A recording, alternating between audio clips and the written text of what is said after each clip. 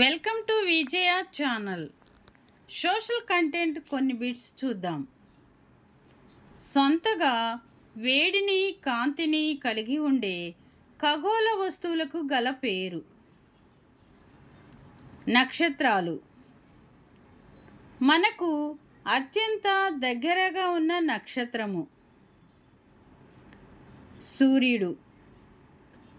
ఈ క్రింది వానిలో సొంతగా వేడిని కాంతిని విడుదల చేయలేనిది. గ్రహాలు, ఉపగ్రహాలు, తోకచుక్కలు, ఉల్కలు. ఇవి ఏవి సొంతగా వేడిని కాంతిని విడుదల చేయలేవు.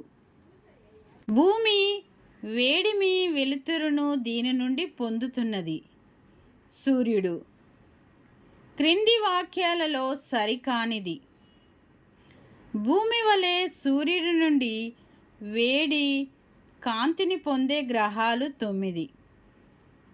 ఇది సరికాదు.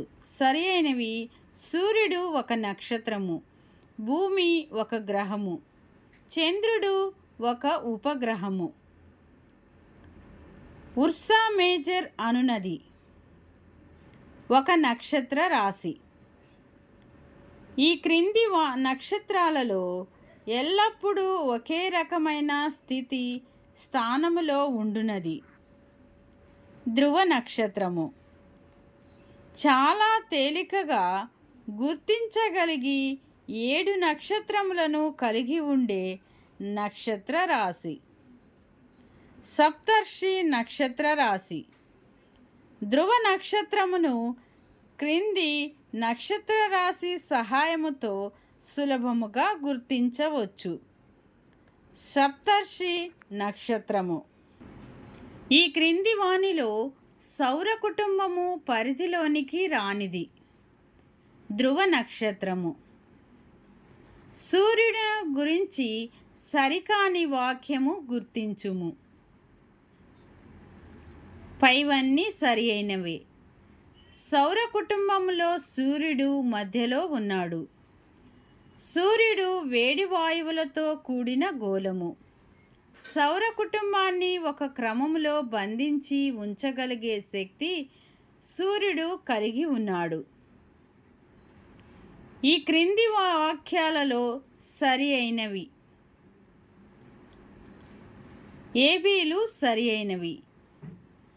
సూర్య కుటుంబంలో ప్రతి సభ్యుడు సూర్యుని చుట్టూ తిరుగుతూ ఉంటాడు. సౌర కుటుంబానికి కావలసిన వేడి కాంతిని సూర్యుడు అందిస్తాడు. భూమి సూర్యునికి మధ్య దూరము 15 కోట్ల కిలోమీటర్లు. సూర్యుని ఉపరితలము 6000 డిగ్రీల సెల్సియస్ ఉన్నప్పటికీ భూమి అంతా వేడిమి పొందలేకపోవుటకు గల కారణము వీటి మధ్య దూరము అత్యధికముగా ఉండుట. సూర్యుడు పరిమాణములో భూమి కంటే 13 లక్షలు అధికము. ఫ్రెండ్స్, నా వీడియో కనుక మీకు నచ్చినట్లయితే లైక్ చేయండి, షేర్ చేయండి, సబ్స్క్రైబ్ చేయండి. Thank you friends.